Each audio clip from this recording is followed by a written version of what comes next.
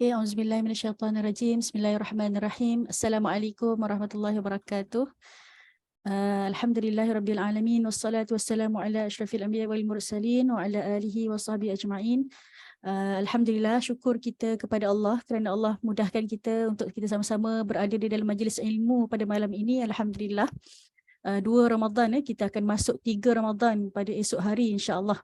Jadi moga-moga dengan kehadiran kita ke majlis ilmu pada malam ini, moga-moga Allah catatkan sebagai pahala kita menghidupkan malam. Ini pun antara aktiviti kita menghidupkan malam. Tidak semestinya kita sekadar tarawih sahaja malam ni, kan? Jadi kita menghadiri majlis ilmu dan kita membaca buku dan sebagainya. Moga-moga Allah catatkan sebagai pahala kita menghidupkan malam insya-Allah. Okey, bersama-sama kita pada malam ini Ustaz Fakhri Fazli, penulis buku Fa Inni Qarib dan juga buku terbaru Pesan Sembuh daripada Ayat Kursi. Alhamdulillah, tahniah Ustaz atas kelahiran buku terbaru. Alhamdulillah. Okey, semua peserta yang menonton di FB semua apa khabar? Mungkin boleh komen dekat situ insya-Allah. Tuan-tuan puan-puan sihat ke hari ni? Macam mana Ramadan? Okey ke? Ataupun mungkin boleh tulis juga di ruangan komen sedang bersiaran daripada negeri mana. Okay? Macam saya daripada Kajang. Ustaz Fakhri daripada mana Ustaz? Sekarang di Ampang. Oh, di Ampang. Alhamdulillah. Di Ampang. Alhamdulillah. Alhamdulillah. Okey, jemput komen di ruangan komen insya-Allah sebelum kita mula. Sementara kita menunggu sahabat-sahabat kita mungkin baru pulang daripada tarawih insya-Allah. Okey, pada malam ni kita amat bersyukur kerana Ustaz Fakhri Fazli insya-Allah akan berkongsi dengan kita semua kunci-kunci kita berinteraksi dengan Al-Quran, yang mana ia daripada buku Mafatih Lit-Ta'amul Ma'al Quran oleh Syekh Salah Abdul Fattah Al-Khalidi. Okay. Ustaz Fakhri ni merupakan anak murid kepada Syekh semasa Ustaz Fakhri belajar di Jordan dahulu. Jadi tepatlah ataupun kita memilih ustaz ni satu keputusan yang tepatlah kerana ustaz mungkin ada pengalaman bersama Syekh semasa hidup Syekh di Jordan dulu. Sebenarnya Syekh Salah Abdul Fattah Al-Khalidi ni baru meninggal setahun yang lalu pada, kalau tak silap saya, hujung Januari tahun 2022 dia meninggal. Jadi bulan Januari baru-baru ni genap setahun lah Syekh meninggal. Jadi Syekh sebenarnya meninggalkan banyak karya-karya dan sebagainya, buku-buku beliau yang sangat-sangat membantu kita dalam tadabbur Al-Quran. Dan ada buku yang besar lah yang Syekh tulis yang kupasannya sangat-sangat menyeluruh, iaitu tentang kisah Anbiya, qasas Qurani, tentang kisah-kisah Nabi dalam Al-Quran. Dan ada juga yang bertema yang Syekh tulis tentang ayat-ayat tentang Palestin, dan sebagainya. Terima kasih kepada yang komen, Puan Afiza daripada Gemas, Negeri Sembilan, Puan Jalidah daripada Kedah, Puan Khairunisa, Nur Azizi Mak Junoh daripada Johor, dan juga Dr. Munira, Alhamdulillah sihat mendengar sambil bekerja. Ustaz ada yang sedang bekerja sambil mendengar, Alhamdulillah. Okey, kita dah 10:04. InsyaAllah kita pergi kepada soalan yang pertama lah, ataupun perkara pertama yang kita nak Ustaz kupas insyaAllah. Tentang pengalaman Ustaz lah menjadi anak murid kepada Syekh Salah Abdul Fattah Al-Khalidi ni. Mungkin Ustaz ceritakan sedikitlah apa pengalaman Ustaz bersama beliau, bertaamul bersama beliau, kan, berinteraksi dengan beliau, berkomunikasi dengan beliau semasa di Jordan dulu. Sebenarnya teruja tengok video-video daurah Syekh Ustaz dekat Jordan, kan, dan sebagainya. Tengok anak-anak murid Syekh boleh bertalaki secara berdepan dengan Syekh, belajar Al-Quran dan sebagainya. Tapi alhamdulillah dengan berkat adanya buku, dengan berkat Allah berikan kekuatan pada Syekh untuk menulis masa hayat dia. Jadi walaupun dia meninggal, kita boleh lagi mendengar ataupun kita boleh mendengar lagi kupasan Syekh dalam video-video beliau, dan juga kita boleh baca baik-baik kata dalam karya-karya dia. Jadi kita nak minta Ustaz share lah kepada kita semua pengalaman Ustaz menjadi anak murid pada Syekh Salah Abdul Fattah Al-Khalidi ni, dan juga mungkin Ustaz boleh share sikit pada kami perkara-perkara yang menginspirasikan kita dapat lihat daripada perwatakan Syekh dan sebagainya. Falyatafaddal mashkura. Cuba suara saya clear ke? Alhamdulillah clear Ustaz. Boleh. Cuma nanti saya nak share screen kalau boleh ke? Boleh. Ada allow insyaAllah. Ada lah, okey, nanti Okey, saya share screen. alhamdulillah. Tapi meletak dulu. Okey, auzubillahi minasyaitonir rajim. Bismillahirrahmanirrahim. Alhamdulillahirabbil alamin. Wassalatu wassalamu ala asyrafil anbiya'i mursalin wa ala alihi wa sahbihi ajma'in. Subhanaka la ilma lana illa ma 'allamtana innaka antal alimul hakim. Rabbi shrah lana sudurana wa yassir lana umurana wahlul 'uqdatam min alsinatina yafqahu aqwalana. Alhamdulillah, syukur kepada Allah Subhanahu wa taala kerana limpah kurnianya pada malam ini pada 2 Ramadan. Kita dah masuk ke 2 Ramadan, alhamdulillah. Kita dah selesai 2 hari berpuasa. Alhamdulillah kita berada pada bulan Ramadan. Yang mana bulan Ramadan ini bila peluang yang besar yang Allah berikan kepada kita semua. Yang betapa ramai orang yang kita kenal yang bersama dengan kita pada tahun lepas, hari ini sudah tidak berada bersama kita. Kan? Jadi inilah peluang yang Allah berikan pada kita untuk kita manfaatkan yang sebaiknya, untuk berpuasa dengan kedua dan untuk kita membaca dan juga memahami kalamnya. Jadi insya-Allah pada malam ini saya diberikan amanah oleh pihak Mutiara Tadabbur untuk berkongsi satu buku, satu kitab yang ditulis oleh almarhum Syekh Dr. Salah Al-Khalidi rahimahullah yang bertajuk Mafatihut Ta'amul Ma'al Quran. Kunci-kunci untuk bertadabbur ataupun berinteraksi dengan Al-Quran. Alhamdulillah pada 2 bulan lepas saya selesai mensyarahkan ataupun berkongsi tentang kitab ini selama sebanyak 6 siri. Dan rakamannya pun ada di YouTube. Itu saya bedah secara mendalam lah satu persatu kitab tersebut, isi kitab tersebut. Dan malam ni kita cuma nak saya katakan sebagai perkongsian ringkas lah untuk manfaat kita bersama. Sebab pada malam-malam ni tak lebih berat sangat kan, kita kena santai-santai sebab yalah, kita dah di penghujung hari, kita baru selesai berterawih, mungkin dah waktu untuk berehat. InsyaAllah perkongsian yang santai saja insyaAllah sama-sama dan harap dapat berikan manfaat kepada semua insyaAllah. Jadi Ustazah minta kepada saya untuk berkongsi sedikit pengalaman lah dengan almarhum Dr. Salah Al-Khalidi. Jadi boleh berjadi dalam kalangan tuan-tuan dan juga puan-puan yang menonton pada malam ini yang pertama kali mendengar nama beliau ataupun pernah mendengar nama beliau. Tapi saya rasa Ustazah banyak sebut nama beliau dalam perkongsian-perkongsian yang lain. Ustaz pun sama juga ya. Dalam penulisan di Facebook juga merujuk Syekh Salah Al-Khalidi rahimahullah. Di mana Syekh Dr. Salah Al-Khalidi ini bukan orang yang asing, bukan ulama yang asing dalam kalangan pelajar Malaysia. Alhamdulillah, Syekh telah mengajar pelajar Malaysia, jika tak silap saya, hampir 30 tahun mengajar pelajar Malaysia. Beliau berada di satu tempat di Jordan yang bernama Suwaileh. Yang mana Suwaileh itulah tempat beliau tinggal dan tempat beliau mengajar. Dan jika nak cerita tentang sejarah beliau mengajar ni memang dah lama dah. Dan antara anak murid yang terawal beliau ialah Dr. Mazhar. Dr. Mazhar ialah antara anak murid beliau. Dr. Zaharuddin, Abdul Rahman, Dr. Zahazan dan ramai lagi tokoh-tokoh Jordan yang lama-lama ialah anak murid kepada beliau. Kerana beliau ni memang ada hubungan yang rapat lah dengan pelajar Malaysia. Dan pelajar Malaysia memang sentiasa mendapat dikatakan sebagai tempat yang istimewa lah di hati beliau, alhamdulillah. Saya pergi ke Jordan pada tahun 2014 untuk sambung degree ijazah pertama, ijazah sarjana muda. Dan pada waktu itulah saya dipertemukan alhamdulillah dengan Dr. Salah Al-Khalidi, yang mana saya memang tinggal di Suwaileh, di tempat beliau tinggal, dan mengikuti kelas pengajian beliau selama saya rasa hampir 7 tahun lah sepanjang berada di Jordan, alhamdulillah. Dan saya juga bertanggungjawab lah untuk membuat rakaman kelas-kelas Syekh selama mungkin 4-5 tahun. Saya buat rakaman daurah beliau, kelas-kelas beliau di masjid. Kemana saja Syekh pergi, saya akan ikut. Saya akan ikut Syekh, kemana saja beliau pergi. Dan saya akan buat rakaman.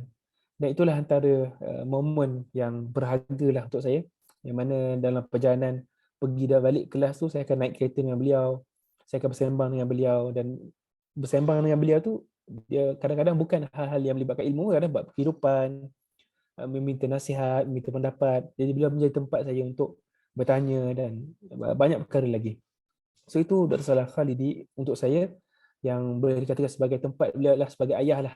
Satu ada di Jordan, alhamdulillah. Dan antara perkara yang saya sentiasa ingat berkenaan dengan Dr. Salah Khalidi ini ialah bagaimana beliau ni seorang yang sentiasa menjaga waktu, ketepatan waktu. Beliau tidak akan lambat, tidak akan cepat. Itu antara keistimewaan beliau. Saya teringat lagi pada waktu nak buat rakaman, contohnya kelas kita akan start pukul 2. Syekh akan tanya, dah pukul berapa? Jam pada waktu tu saya ingat pukul 1.58. Tapi saya cakap pukul 2. Kemudian Syekh betul tak? Syekh kata, tak, 1.58, bukan pukul 2. Maksudnya Syekh sangatlah menjaga waktu, setiap minit, setiap saat, beliau menjaga waktu supaya tak disisihkan, supaya dimanfaatkan. Sebab itulah Syekh ni banyak menulis buku, menulis kitab. Sehingga akhir hayat beliau menulis hampir 70 buah kitab. 70 buah kitab ditulis. Dan pada hari terakhir sebelum beliau meninggal dunia, beliau sempat memulakan satu penulisan yang baru. Sempat mulakan. Tapi hanya beberapa helai saja. Nak menunjukkan bahawa beliau sehingga ke akhir hayat pun, beliau manfaatkan waktu untuk menulis, untuk mengajar, untuk menyebarkan ilmu. Itu ialah Syekh Saleh Khalidi yang sangatlah kita kata menjaga waktu. Sangatlah tidak suka untuk menghabiskan waktu pada perkara yang tak bermanfaat. Beliau tidak akan bersembang satu perkara melainkan perkara itu perkara yang berikan manfaat. Tidak akan bercakap melainkan memberi manfaat. Itu antara yang saya ingat tentang Dr. Saleh Khalidi rahimahullah. Jika nak cerita panjang lagi lah, tapi antara perkara lain yang saya ingat ialah beliau ni memang sangat akrab lah dengan Al-Quran. Jika saya pergi waktu subuh, solat subuh, kalau di musim sejuk di Jordan, subuh akan awal. Biasanya dalam pukul 4.30, 4.45 pagi dah subuh. Jadi setengah jam sebelum subuh azan yang pertama, dan ada dua azan pertama, azan kedua. Di Malaysia mungkin tak ada azan pertama kedua, tapi Jordan ada. Azan pertama tu azan sebelum masuk waktu, azan kedua ialah azan yang masuk waktu. Pada azan pertama tu Syekh dah sampai ke masjid.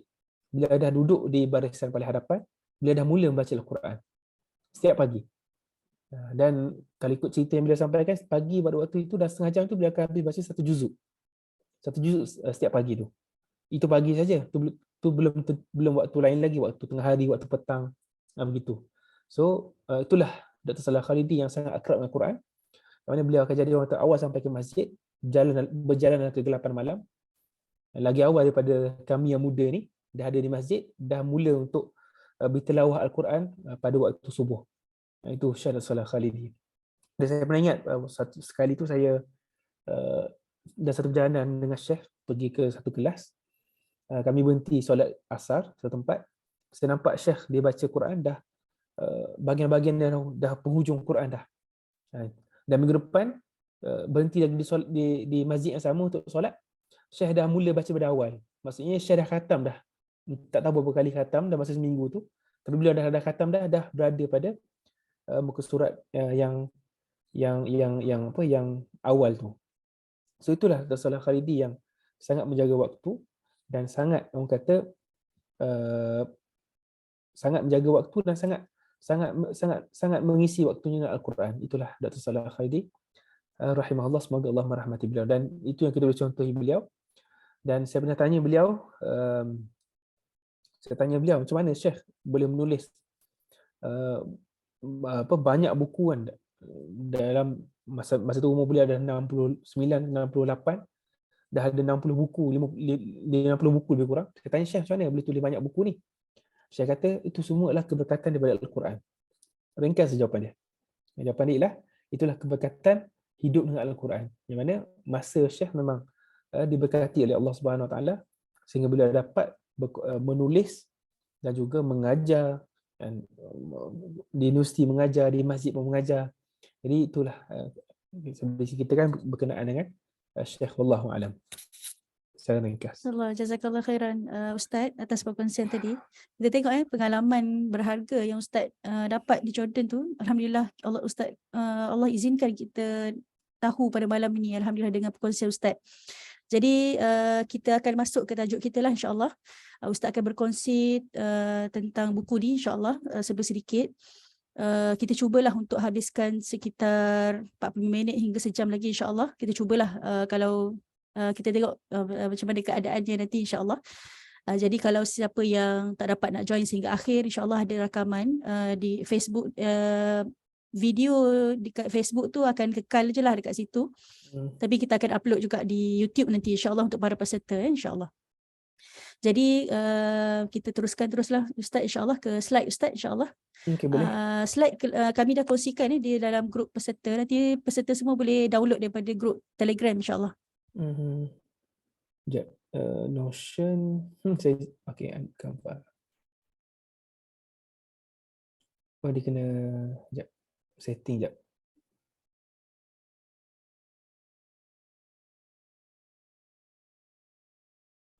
Kalau saya left kejap dah masuk balik, dia tak ni kan, sebab saya kena left kemudian masuk balik untuk share screen.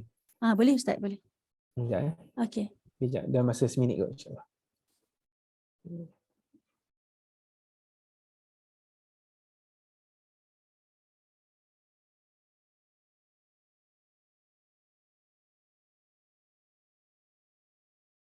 Sementara kita menunggu Ustaz, semua peserta yang berada di Facebook, saya alu-alukan semua tuan-tuan, puan-puan, ibu, ayah, datuk, datin dan semua yang sedang join dengan kita, alhamdulillah. Untuk pengetahuan semua, pihak Mutiara Tadabbur ada mengeluarkan satu e-book, iaitu e-book pengajaran 30 juzuk Al-Quran. E-book tu adalah huraian ringkas beberapa ayat daripada setiap juzuk.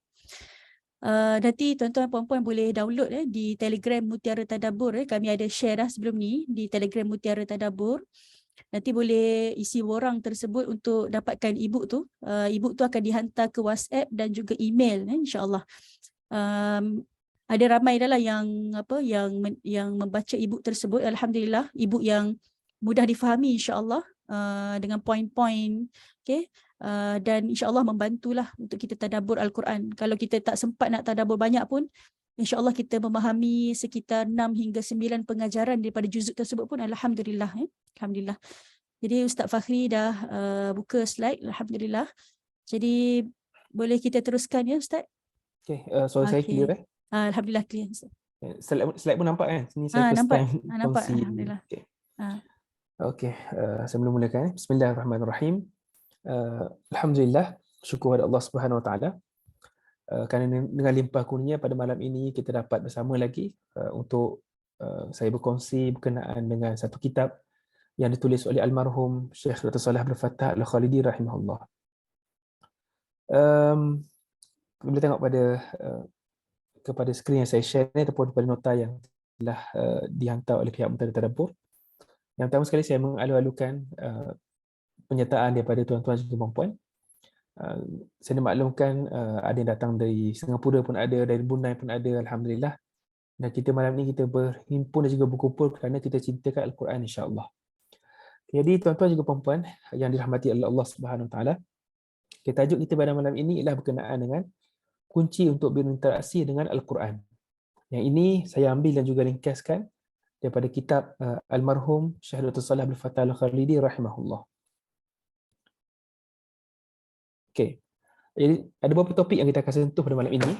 Yang pertama berkenaan dengan pengenalan terhadap kunci-kunci berinteraksi dengan Al-Quran. Yang kedua ialah prasyarat untuk memahami Al-Quran. Dan yang ketiga ialah bagaimana cara kita memandang Al-Quran. Dan yang keempat ialah beberapa kunci untuk berinteraksi dengan Al-Quran. Jadi 4 topik ini insya-Allah saya akan huraikan secara ringkas dan juga santai, kita tak terlalu berat insya-Allah dalam ni. Apa yang saya sampaikan ini insya-Allah perkara yang boleh terus difahami dan juga terus diamalkan. Tuan-tuan dan juga puan-puan. Okey. Yang pertama sekali soalannya ialah kenapa kita memerlukan kunci untuk berinteraksi dengan Al-Quran? Kenapa kita berbicara tentang kunci untuk berinteraksi dengan Al-Quran? Adakah kerana Al-Quran itu sesuatu yang susah dan tertutup, maka kita perlukan kunci untuk membukanya? Itu persoalan yang saya nak mulakan dan insya-Allah kita akan jawab soalan ni secara beransur-ansur dalam perkongsian malam ini. Jadi kenapa kita perlukan kunci untuk berinteraksi dengan Al-Quran? Adakah kerana Al-Quran itu sesuatu yang susah dan tertutup, maka kita perlukan kunci untuk membukanya? Adakah Quran ini satu kotak yang berkunci, yang mana nak dapat khazanah Al-Quran itu, kita kena ada kunci untuk bukanya? Itu soalan dia. Apa kata Allah Subhanahu Wa Taala tentang Al-Quran? Jadi kalau kita nak tahu tentang hakikat Al-Quran yang sebenar, kita kena tengok apa Allah sendiri kata tentang Al-Quran. Yang pertama ialah Allah kata Al-Quran ini dipermudahkan. Dalam surah Al-Qamar, Allah berfirman, A'udzubillahi minasyaitonir rajim, wa laqad yassarna al-Qur'ana lidzikr fahal min muddakir. Terjemahannya, dan sesungguhnya telah kami mudahkan Al-Quran untuk pelajaran, untuk peringatan. Maka adakah orang yang ingin mengambil pelajaran? Dan ayat ini Allah Subhanahu Wa Taala mengulangnya sebanyak 4 kali. Ayat yang ke-17, ayat yang ke-22, ayat yang ke-32 dan ayat yang ke-40. 4 kali Allah ulang ayat ini dalam surah ini. Dan kata Imam Ibn Kathir, maksud ayat ini ialah kami, iaitu Allah Subhanahu Wa Taala, telah pun permudahkan Al-Quran untuk manusia ni yang ambil peringatan, dan hanya menanti manusia saja untuk ambil peringatan daripada Al-Quran. Maksudnya, Al-Quran ni memang dah sedia ada mudah dah. Dia bukan satu perkara yang susah. Siapa saja yang nak mengambil Al-Quran dan dia mulakan langkah, maka Allah akan bantu dia untuk faham Al-Quran. Jadi Al-Quran ni dipermudahkan oleh Allah Subhanahu Wa Taala. Tidak ada sesuatu yang kita katakan sebagai Al-Quran ni susah. Al-Quran susah untuk difahami. Tak. Allah sendiri dah beri jaminan, walaqad yassarna, dan sesungguhnya kami telah pemudahkan Al-Quran. Kami telah pemudahkan Al-Quran, dan siapa yang nak memahami Al-Quran, maka kami akan bantu mereka. Kami akan bantu mereka. Itu maksud ayat ini. Jadi ini ialah janji Allah Subhanahu Wa Taala kepada kita, yang mana Allah telah kata bahawa Al-Quran ini dipermudahkan, dan hanya kita saja yang nak faham atau tak nak faham Al-Quran. Buktinya kita dapat lihat ayat ini, betapa ramai orang yang bila disertai kelas-kelas tadabbur dan sebagainya, mereka boleh faham Al-Quran. Boleh faham Al-Quran, bahkan kefahaman mereka terhadap Al-Quran kadang-kadang lebih daripada orang yang boleh berbahasa Arab. Lebih lagi, lebih mendalam lagi. Inilah janji Allah kepada orang yang nak memahami Al-Quran. Jika dia berusaha, Allah akan bantu dia untuk faham. Itu Al-Quran dipermudahkan. Tapi soalan dia yang seterusnya ialah, Allah sebut bahawa Al-Quran ini ialah sesuatu perkataan yang berat. Dalam surah Al-Muzammil ayat yang ke-5, apa firman Allah Subhanahu Wa Taala? Inna sanulqi 'alaika qawlan thaqila. Sesungguhnya kami akan menurunkan kepadamu perkataan yang berat, wahai Muhammad. Jadi di sini ada ayat yang lain yang mana Allah mengatakan Al-Quran ini ialah sesuatu yang berat. Dan persoalannya ialah bagaimana kita nak harmonikan ataupun kita nak faham antara kemudahan Al-Quran dan keberatannya. Jadi tadi kita tengok ada ayat yang mana Allah telah beritahu kepada kita bahawa dia telah permudahkan Al-Quran. Dan walaqad yassarna al-Qur'ana lidzikr fahal min muddakir. Sesungguhnya kami telah permudahkan Al-Quran untuk peringatan, maka adakah orang yang ingin mengambil peringatan daripadanya? Tapi ada ayat yang lain di mana Allah kata, Inna sanulqi 'alaika qawlan thaqila. Sesungguhnya kami ini akan menurunkan kepadamu perkataan yang berat. Jadi bagaimana kita nak faham dua perkara ini yang seolahnya secara zahirnya seperti bertembung? Dan inilah antara perkara yang dibahaskan oleh almarhum Dr. Salah Al-Khaldi rahimahullah, dan kita ambil manfaat daripada apa yang Syekh tulis. Dan untuk kita faham makna ini, kita kena definisikan dan apa yang Allah maksudkan sebagai Al-Quran itu suatu perkataan yang berat. Dia kata Syekh rahimahullah, qawlan thaqila, Al-Quran itu satu kata-kata yang berat, satu perkataan yang berat, bukanlah bermaksud Al-Quran itu berat sehingga tidak dapat difahami. Bukan seperti itu yang dimaksudkan. Maksudnya bukan Al-Quran ini satu kata-kata yang bila kita baca kita tak dapat nak faham. Tak, itu bukan Al-Quran, itu bukan yang dimaksudkan bahawa Al-Quran itu berat. Begitu juga bukan berat sehingga tidak mampu dilaksanakan perintahnya. Bukan itu maksudnya. Bukan berat sehingga mana manusia tak mampu dilaksanakan perintah Allah Subhanahu Wa Taala. Kenapa? Sebab Allah dah berjanji bahawa Allah tidak akan membebankan manusia dengan sesuatu tanggungjawab melainkan dengan apa yang mereka mampu. Begitu juga bukanlah maksud Al-Quran itu berat sehingga di luar kemampuan manusia. Ini antara ayatnya di mana Allah khabarkan bahawa Islam itu mudah. La yukallifullahu nafsan illa wus'aha. Allah tidak akan memberati seseorang melainkan apa yang terdaya olehnya. Jadi inna sanulqi 'alaika qawlan thaqila, kami akan mewahyukan kepadamu perkataan yang berat, iaitu Al-Quran. Bukan bermaksud Al-Quran itu berat sehingga tak dapat difahami. Bukan bermaksud Al-Quran berat sehingga tidak mampu dilaksanakan perintahnya. Bukan juga berat sehingga di luar kemampuan manusia. Itu bukan maksud Al-Quran itu berat. Jadi Apa yang dimaksudkan Al-Quran itu perkataan yang berat? Kata Syekh Dr. Salam Fathah Al-Falidi rahimahullah, Al-Quran itu berat pada aspek maknawinya, iaitu dari sudut apa? Dari sudut kesungguhan mesej, dari sudut manhaj, dari sudut topik, dari sudut ilmiah, yang mana topik yang ada dalam Quran, mesej yang ada dalam Quran bukan bersifat cetek, bukan membosankan, bukan hanya di surface, di permukaan. Jadi Al-Quran ini berat. Yang Allah maksudkan berat itulah berat dari sudut kesungguhan mesej. Mesej yang ada dalam Quran, risalah yang ada dalam Quran, berat. Berat dari sudut itu. Manhaj yang berat, yang syarat. Topik yang mendalam, topik yang ilmiah, dan bukan topik yang cetek, ataupun topik yang membosankan, ataupun hanya di permukaan. Jadi itu yang dimaksudkan Al-Quran ialah kata-kata yang berat. Iaitu berat dari sudut kesungguhan, berat dari sudut kehebatan, berat dari sudut keagungan Al-Quran. Jadi bila Allah kata inna sanulqi 'alaika qawlan thaqila, thaqil berat di situ bukan berat sehingga tak mampu difahami, berat dari sudut kesungguhan, berat dari sudut kehebatan, berat dari sudut keagungan Al-Quran. So itu maksudnya. Setakat ini insya-Allah jelas ini. Dan Syekh sebut lagi dalam kitab beliau, Al-Quran itu berat pada lafaznya, yang mana lafaz Al-Quran ini kaya dengan makna dan juga petunjuk. Dan Al-Quran ada berapa ayat? 6236 mengikut setengah pendapat. Yang mana 6236 ayat ini sehingga ke hari ini masih lagi manusia temui makna-makna yang baru, petunjuk-petunjuk yang baru yang sesuai dengan setiap zaman. Okay. Itu menunjukkan bahawa Al-Quran itu berat. Berat dari sudut apa? Dari sudut lafaznya kaya dengan makna dan juga petunjuk. Itu yang pertama. Yang kedua, Al-Quran itu berat pada pengajaran dan juga hukum hakamnya.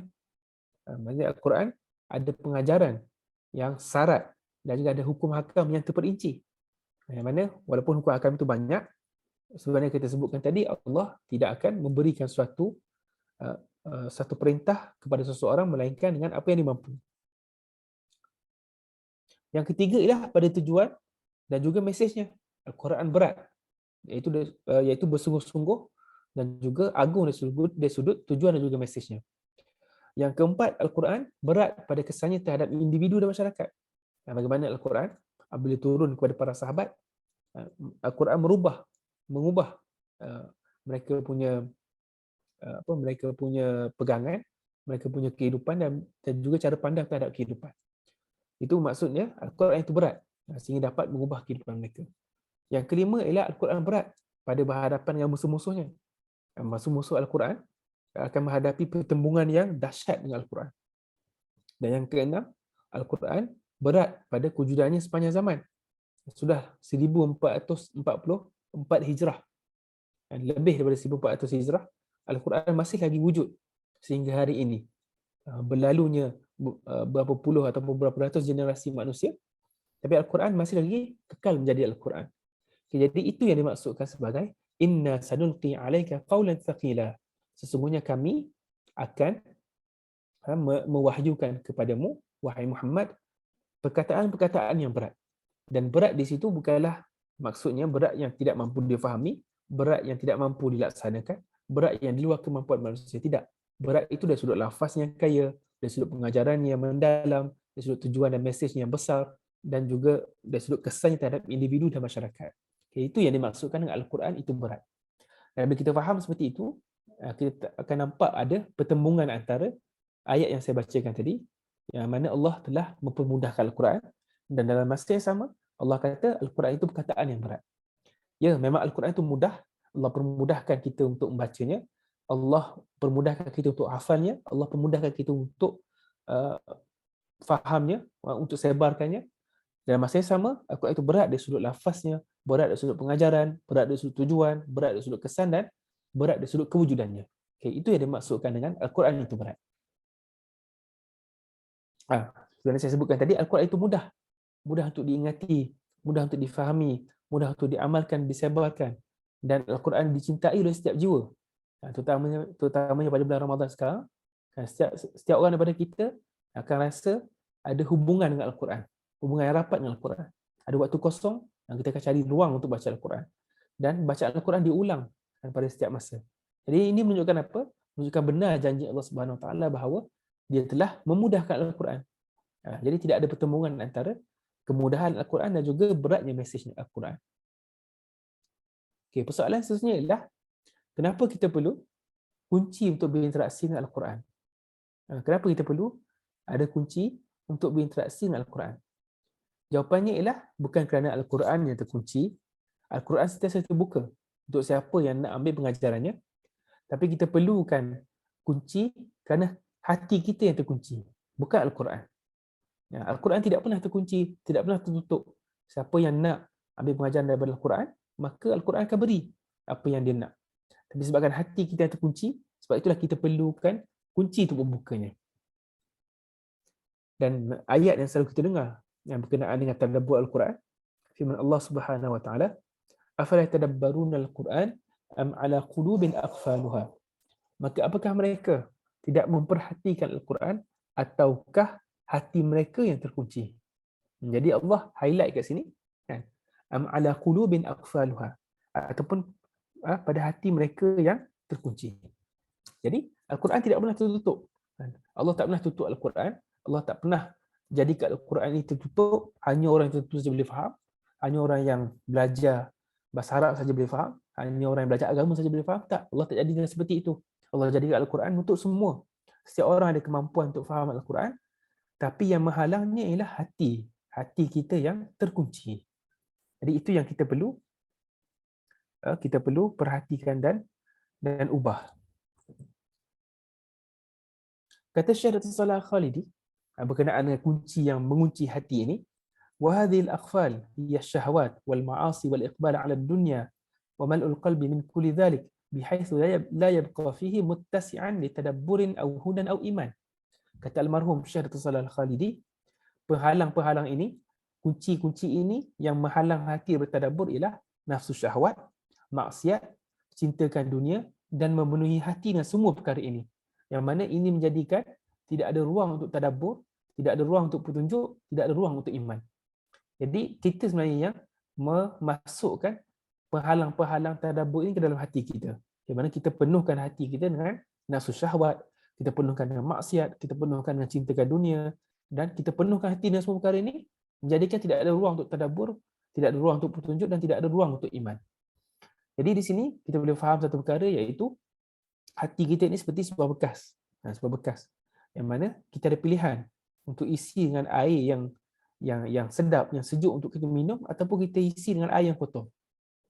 Jika kita isi dengan air yang kotor, maka tidak akan ada ruang lagi untuk air yang bersih. Dan jika kita isi sebahagian bekas dengan air yang kotor, kita masuk dengan air bersih, sama juga. Air itu tidak akan dapat kita nikmati. Jadi apa yang kita perlu buat ialah kita kena pastikan penghalang-penghalang ini dikurangkan. Jika tidak mampu dibuang terus, dikawal dan juga dibuang. Dan kita berada pada bulan Ramadan, yang mana peluang untuk kita kurangkan halangan-halangan ini ada. Kita pada waktu siang kita tak makan, kita tak minum, kita dah kurangkan nafsu syahwat. Kita jaga juga lidah kita, kita jaga mata kita, kita jaga hati kita, kita dah kurangkan maksiat. Kita waktu buka kita kurangkan juga makan, kita kurangkan juga keinginan, kita kurangkan cintakan dunia.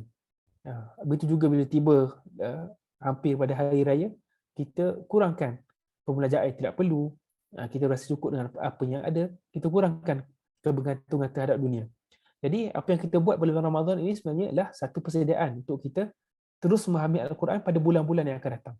Sebab bulan inilah cengkaman nafsu, cengkaman maksiat, cengkaman cintakan dunia akan berkurangan. Dan rugi kita berada pada bulan Ramadan ini jika kita manfaatkan bulan ini untuk kita bersihkan hati kita daripada pengaruh-pengaruh ini. Sebab jika kita keluar daripada Ramadan dalam keadaan yang sama sebelum kita masuk Ramadan, maka kita tidak akan dapat kebaikan apa-apa. Al-Quran kita tidak akan dapat faham, dan lebih malah jika kita semakin jauh daripada Allah Subhanahu Wa Taala. Jadi sekarang kita masih lagi di awal Ramadan, kita kena pastikan betul-betul pada bulan Ramadan ini kita dapat kurangkan penghalang-penghalang yang ada ini supaya apa? Supaya kita dapat faham Al-Quran yang lebih baik. Kita pun dah mulai rasa hari pertama, hari kedua, nanti hari ketiga, keempat, maka kita akan rasa bila kita baca Al-Quran, bila kita baca terjemah Al-Quran contohnya, ataupun kita dengar tadabbur Al-Quran, dia lebih cepat masuk dalam hati kita. Lebih cepat terkesan pada hati kita. Kita sendiri akan rasa ini insya-Allah dalam hari-hari yang mendatang, bila kita dah semakin kawal nafsu, kita semakin kurangkan maksiat, kita semakin banyak baca Quran, kita semakin banyak qiyamul lail, semakin banyak solat berjemaah, berzikir, kita akan dapat rasa hati kita ni lebih terbuka untuk terima Al-Quran. Sebab apa? Sebab perhalang-perhalang ini dah berkurangan.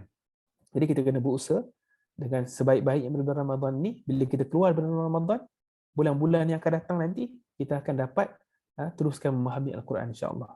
Itu berkenaan dengan kunci yang akan menghalang tadabbur Al-Quran.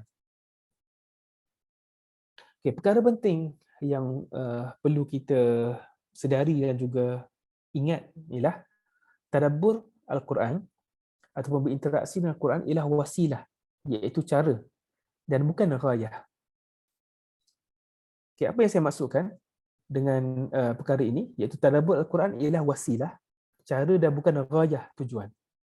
Sebab dalam hidup ni kadang-kadang kita melebihkan wasilah, iaitu cara, dan kita lupa terhadap ghayah, iaitu tujuan. Okay, jadi tujuan utama Al-Quran itu apa? Tujuan utama Al-Quran diturunkan ialah untuk diamalkan dalam kehidupan. Itu tujuan utama Al-Quran. Bukan sekadar bacaan yang dikagumi dan kemudian ditinggalkan. Itu bukan tujuan Al-Quran yang diturunkan. Tujuan Al-Quran yang diturunkan ialah untuk ubah kehidupan kita, untuk jadikan kita lebih baik, untuk kita amal kehidupan, dan dalam masa yang sama kita nikmati bacaan dia, kita kagumi keindahan bahasanya, tapi kita tidak tinggalkan Al-Quran. Jadi masalah yang berlaku pada hari ini dalam kehidupan kita ialah kita melebihkan wasilah, cara, dan kita melupakan ghayah. Antara wasilah atau cara, antaranya ialah saya boleh sebutkan, iaitu tilawah Al-Quran. Tilawah Al-Quran juga pernah disebutkan oleh Dr. Salah Khalidi ialah wasilah untuk faham Al-Quran. Masalahnya sekarang ni ialah tilawah Al-Quran dia telah jadi ghayah, tujuan. Kita tengok hari ini bagaimana tilawah Al-Quran alhamdulillah mendapat tempat dalam masyarakat, tapi tilawah hanya tinggal tilawah semata-mata, tidak sampai kepada tujuan Al-Quran diturunkan, iaitu untuk difahami dan diamalkan. Hanya dikagumi keindahan suara pembacanya, hanya dikagumi kehebatan sebutan pembacanya. Bila kita tengok setengah perkara yang ataupun program yang ada sekarang ni ialah yang melibatkan tilawah Al-Quran, beramai-ramai berkumpul baca Al-Quran, Allah Allah Allah, sebut Allah Allah Allah. Bila qari Quran tu sebut ataupun baca Al-Quran dengan indah, tapi adakah ada usaha untuk faham Al-Quran? Kebanyakan kita nampak tidak ada. Hanya sekadar kagum dengan keindahan suara pembaca, dan yang mana bacaan Al-Quran atau tilawah Al-Quran itu adalah wasilah. Wasilah yang sepatutnya menyampaikan kita kepada ghayah untuk faham Al-Quran. Tapi sekarang ni kita terhenti hanya pada wasilah, kita hanya kagum dengan keindahan suara, dengan keindahan lagu Al-Quran, tarannum Al-Quran, tapi akhirnya kita lupa terhadap ghayah Al-Quran itu untuk diamalkan dalam kehidupan. Ini kita kena berhati-hati dan juga sentiasa ingat. Bila kita dengar tadabbur Al-Quran misalnya, sekarang kita banyak kelas tadabbur Al-Quran, ingat bahawa tadabbur Al-Quran yang kita dengar itu seindah mana pun, itu ialah wasilah, cara, tapi bukan ghayah, tujuan. Tujuan kita daripada tadabbur itulah untuk kita amalkan dalam kehidupan. Begitu juga jika kita dengar keindahan orang yang baca Al-Quran di mana-mana saja, kita kena ingat bahawa itu ialah wasilah, iaitu cara, dan bukan ghayah, tujuan. Tujuan kita ialah untuk kita beramal dengan Al-Quran dengan sepenuhnya. Jadi kita kena sentiasa ingat juga faham perkara ini. Okey. Seterusnya ialah prasyarat ataupun syarat-syarat untuk memahami Al-Quran yang setiap daripada kita kena ada dalam diri kita. Siapa saja yang nak faham Al-Quran, dia kena ada 3 perkara ini, yang saya namakan sebagai prasyarat untuk memahami Al-Quran. Yang pertama, dia mesti memiliki kompas moral. Nanti saya akan huraikan apa yang saya maksudkan dengan kompas moral. Dan yang kedua, dia mestilah seorang yang bersedia untuk belajar. Bersedia untuk belajar. Dan yang ketiga, dia mestilah bersedia untuk berubah. Bersedia untuk berubah. Okey. Yang pertama ialah memiliki kompas moral. Apa yang saya maksudkan dengan kompas moral? Kompas ni satu alat yang kita guna untuk tentukan arah perjalanan kita. Yang mana ke utara ke selatan ke timur ke barat. Itu tujuan kompas. Dan kompas ini bukan satu yang ada pada bentuk fizikal saja, ada juga dalam bentuk maknawi dan juga makna, iaitu kompas terhadap moral. kompas moral inilah fitrah kita. Dan orang yang nak faham Al-Quran, yang pertama ialah dia mesti ada fitrah yang bersih, fitrah yang tak dirosakkan, fitrah yang masih lagi bersih, yang mana secara fitrahnya, jika kita masih lagi, kita katakan, belum mendekati agama, secara fitrahnya dalam jiwa kita mesti ada rasa cinta kepada kebenaran, bencikan kejahatan, cintakan kebaikan dan benci keburukan. Yang mana rasa cinta kepada kebenaran, bencikan kejahatan, cintakan kebaikan dan benci keburukan inilah fitrah yang ada dalam setiap jiwa manusia. Jadi fitrah ini ataupun kompas moral ini yang perlu dijaga dan perlu dilindungi setiap masa. Yang mana fitrah ataupun kompas moral inilah yang cuba dirosakkan oleh mereka yang nak merosakkan umat Islam. Yang mana fitrah yang bersih, yang cinta kepada kebenaran dirosakkan, yang dijadikan benci kepada kebenaran. Manakala fitrah yang asalnya benci kepada kejahatan dijadikan suka kepada kejahatan. Jadi kita kena jaga kompas moral kita ni, sebab kompas moral inilah yang akan memandu kita untuk cari kebenaran, untuk cari hakikat sebenar, agama yang sebenar. Dan ramai orang yang masuk Islam kenapa? Kerana fitrah mereka masih lagi suci, bersih dan suci.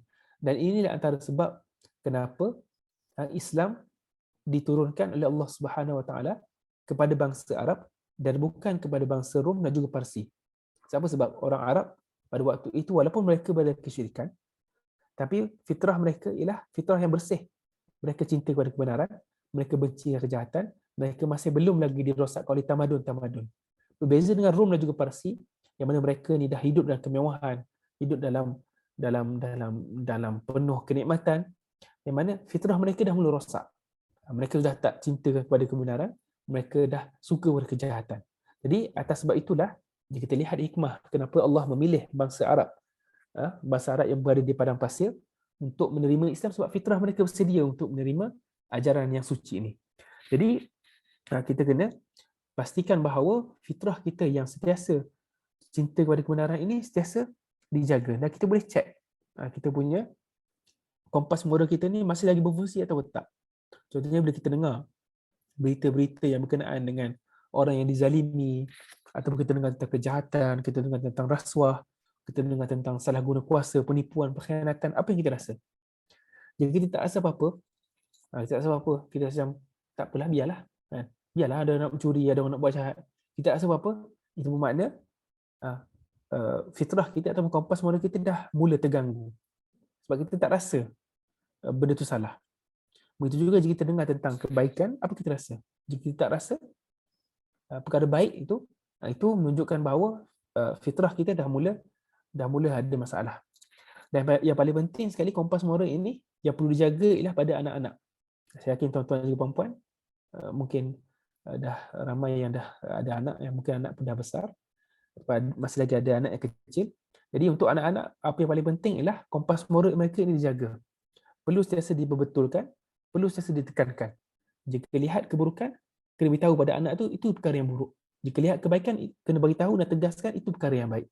Sebab apa? Sebab kompas moral ini yang cuba dirosakkan sekarang oleh golongan-golongan yang cuba nak rosakkan umat Islam.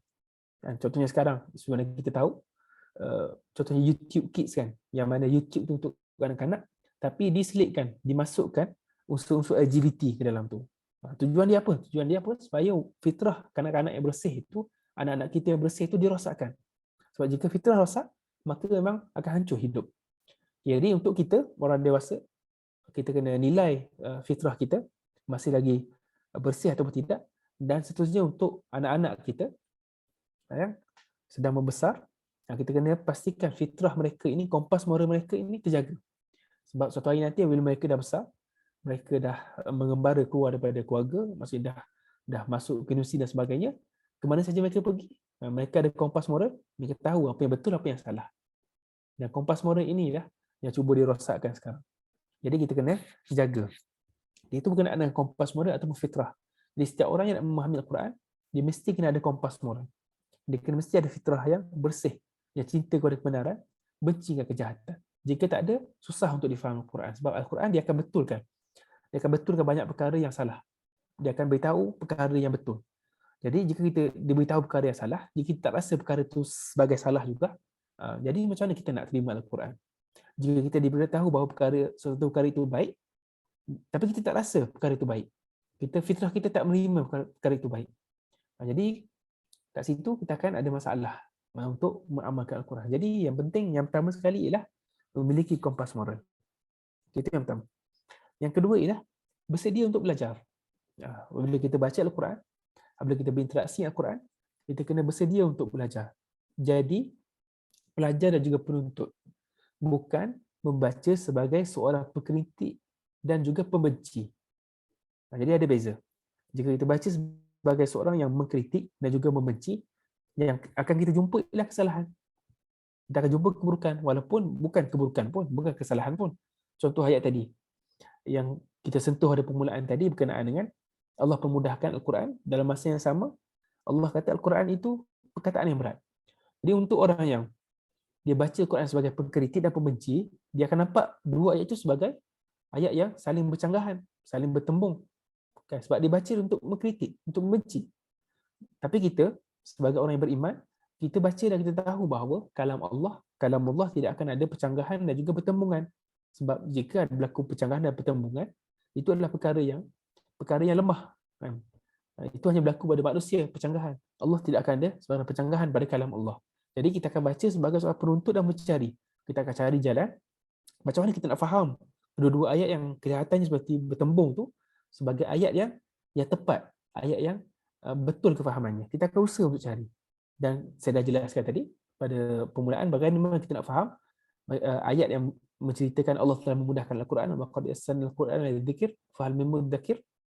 Kami telah memudahkan Al-Quran untuk peringatan, dan adakah orang yang ingin mengambil peringatan, dan dengan ayat inna sanulqi 'alaika qawlan thaqila. Sesungguhnya kami akan menurunkan kepadamu perkataan yang berat. Jadi macam mana kita nak faham? Saya dah jelaskan tadi. Untuk yang baru ikuti, insya-Allah nanti boleh dengar pada awal rakaman untuk faham. Sebab saya mungkin tak sempat nak ulang waktu kita terhad, insya-Allah.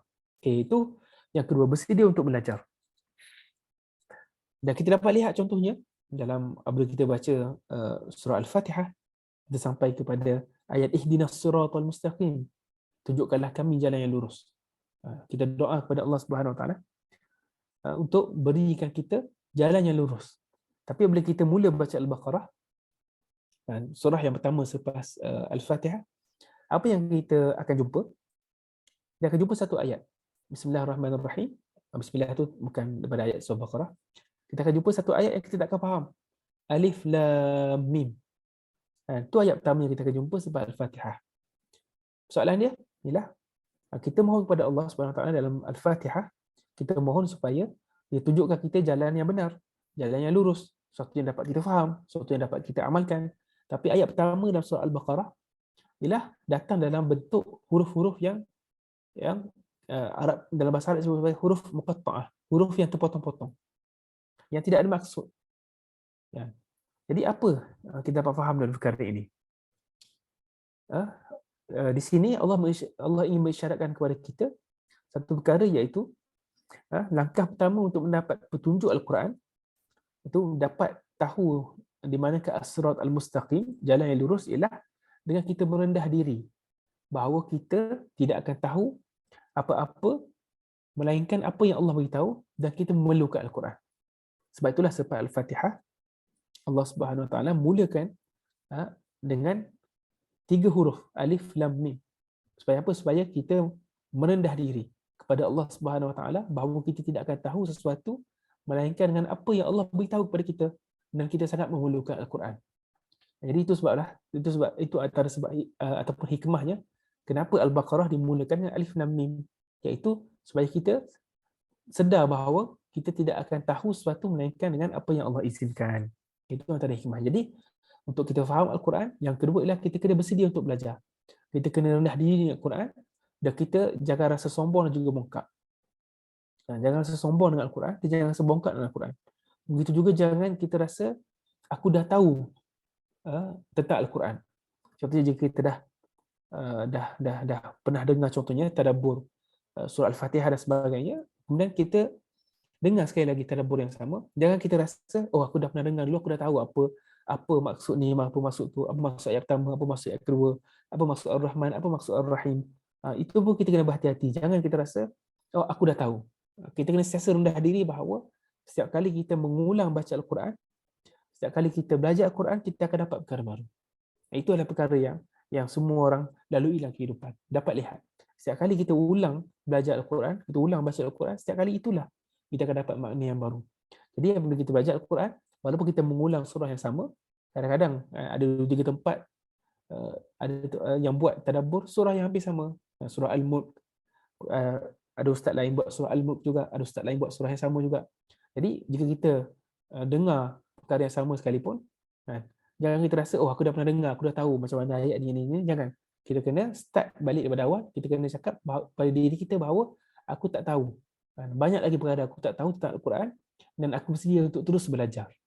Ini yang kedua yang penting. Sebab jika kita rasa kita dah tahu, kita tak akan dapat perkara baru. Dengar je satu perkara tentang Al-Quran, oh aku dah tahu. Dengar perbahasan tafsir ni, oh aku dah tahu. Dengan pasal tadabbur ni, aku pernah dengar ustaz ni sebut. Jadi bukan begitu caranya. Apabila setiap kali kita kembali kepada Al-Quran, kita kena sentiasa jadi penuntut dan pencari. Kita kena sentiasa yakin bahawa setiap kali kita baca Al-Quran, kita akan dapat makna yang baru, kita akan dapat pengajaran yang baru. Okay, itu yang kedua. Yang ketiga ialah kita kena bersedia untuk ubah diri kita. Ini yang ketiga. Yang mana kita bersedia untuk ubah apa sahaja yang bercanggah dengan perintah Al-Quran. Sama ada pada sudut akidah, akhlak dan juga kehidupan. Kita baca Al-Quran bukan sekadar untuk kagum dengan keindahan bahasa. Kita bukan baca untuk lihat mesej dan ayat dia saja, tapi kita nak ubah kehidupan kita mengikut apa yang Al-Quran perintahkan. Jadi yang ketiga ialah bila kita mulakan langkah untuk memahami Al-Quran, kita bukan sekadar nak terhenti pada memahami ayat semata-mata, mengagumi keindahan bahasa semata-mata, mengagumi keindahan tilawah Al-Quran semata-mata, tapi kita nak sampai ke tahap kita sedia untuk ubah apa saja yang bercanggah dengan perintah Al-Quran. Apa saja. Apa saja yang kita dapat dalam Al-Quran yang lihatnya kita banding kehidupan kita bercanggah dengan Al-Quran, kita kena sedia untuk ubah. Jika mungkin kadang-kadang kita, atau saya sendiri, saya buat satu perkara yang bercanggah dengan Al-Quran dan saya baca perintah Allah dan Allah larang dari perbuatan itu, saya kena sedia untuk ubah diri saya. Itu ialah langkah ketiga yang penting untuk kita berinteraksi dengan Al-Quran. Yang mana kita tak nak terhenti pada keindahan ayat semata-mata, pada keindahan bahasa semata-mata, keindahan mesej semata-mata. Tapi kita nak Al-Quran ubah kehidupan kita. Contohnya jika kita baca ayat Al-Quran yang berkenaan dengan larangan ataupun perintah kepada orang yang beriman agar menundukkan pandangan, pada waktu itu kita kata pada diri kita, sami'na wa ata'na. Kami dengar dan kami taat. Jangan jadi seperti Bani Israel yang kata sami'na wa asaina. Kami dengar dan kami ingkari. Tak, kita kena sami'na wa ata'na. Allah kata apa dalam Quran? Allah kata tundukkan pandangan. Sami'na wa ata'na.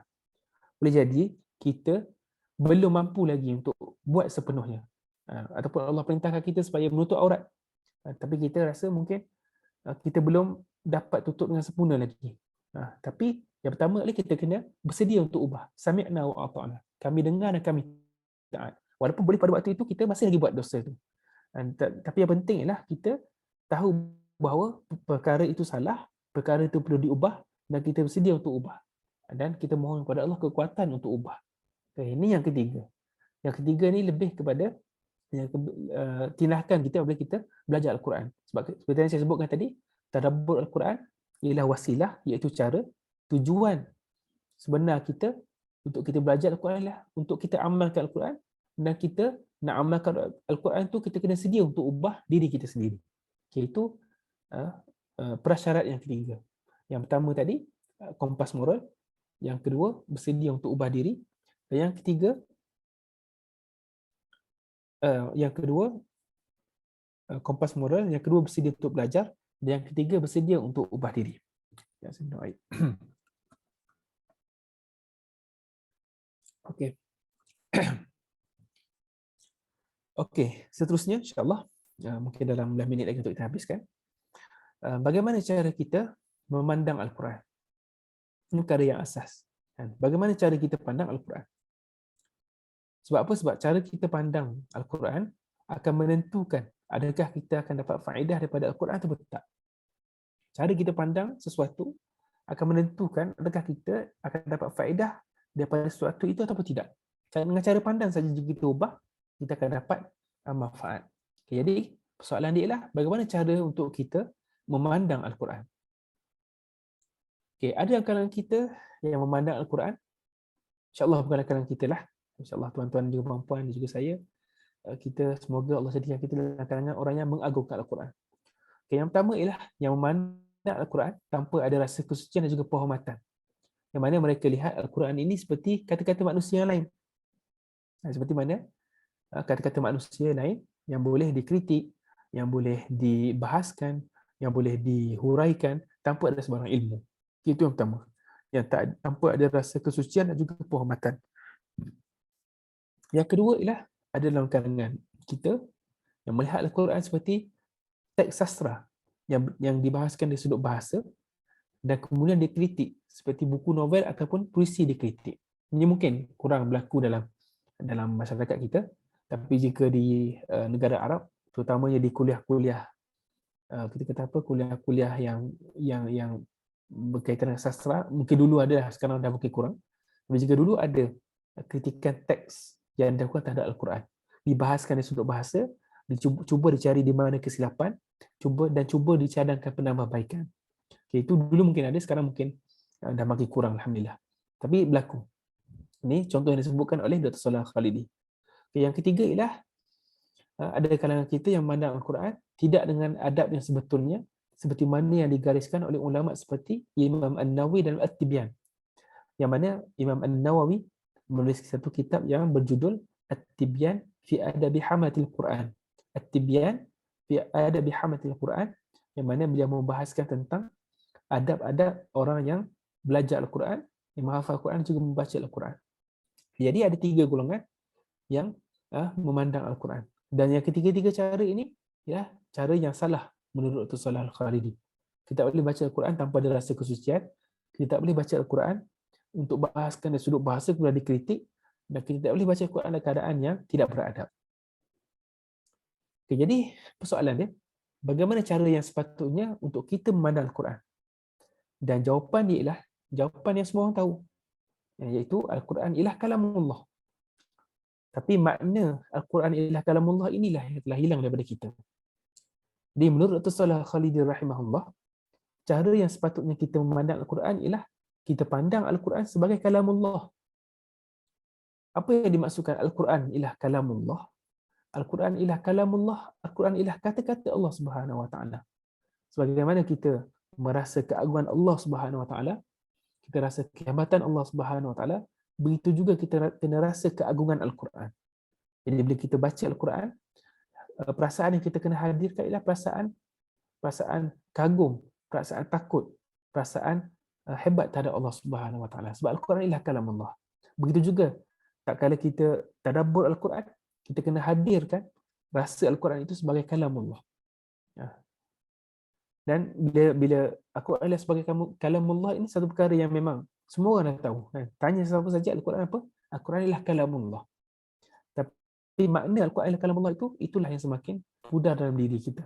Kita dah semakin lama semakin tidak melihat Al-Quran sebagai kalam Allah. Sebab itulah berlaku perkara yang kita sebutkan tadi. Bila kita lihat Al-Quran sebagai kalam Allah, kita baca Al-Quran dengan pengagungan, kita fahami Al-Quran dengan rasa hormat, kita letakkan mushaf Al-Quran di tempat yang terbaik, kita baca Al-Quran dengan tajwid yang betul. Sebab apa? Sebab Al-Quran ialah kalam Allah yang perlu dimuliakan, perlu dirasa keagungannya. Jadi lepas ni, mungkin kita akan tilawah Al-Quran lepas sebelum kita tidur.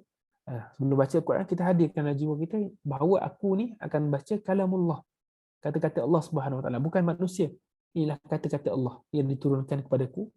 Inilah yang aku nak baca. Jadi bila kita hadirkan rasa itu, kita akan lihat Al-Quran dengan lebih rasa hormat dan juga lebih rasa muliakan Al-Quran. Okey, ini ada beberapa perkara yang disenaraikan oleh Dr. Salah Khalidi berkenaan dengan kesilapan dalam berinteraksi dengan Al-Quran. Ada lebih kurang 11 insya-Allah. Kita akan lihat secara semintas lalu, saya uraikan secara semintas lalu insya-Allah. Yang pertama ialah tidak membaca Al-Quran dengan sebutan yang betul. Tidak baca Al-Quran dengan sebutan yang tepat seperti mana yang diturunkan kepada Muhammad SAW. Maksudnya tidak bezakan antara dha dengan dal, tidak bezakan antara zal dan gazai contohnya. Jadi tidak membaca Al-Quran dengan sebutan yang betul. Itu yang pertama. Yang kedua ialah tidak membaca Al-Quran dengan tajwid yang betul. Sebutan pun kena betul, tajwid pun kena betul. Yang ketiga, dia perlu dibahaskan sedikit ialah membaca Al-Quran tanpa wuduk. Menurut Dr. Saleh Khalidi, ya memang, kata beliau, memang kita boleh baca Al-Quran tanpa wuduk. Dibenarkan baca Al-Quran tanpa wuduk. Cumanya, itu dari sudut hukum fiqhnya. Hukum fiqhnya seperti itu. Boleh baca Al-Quran tanpa wuduk.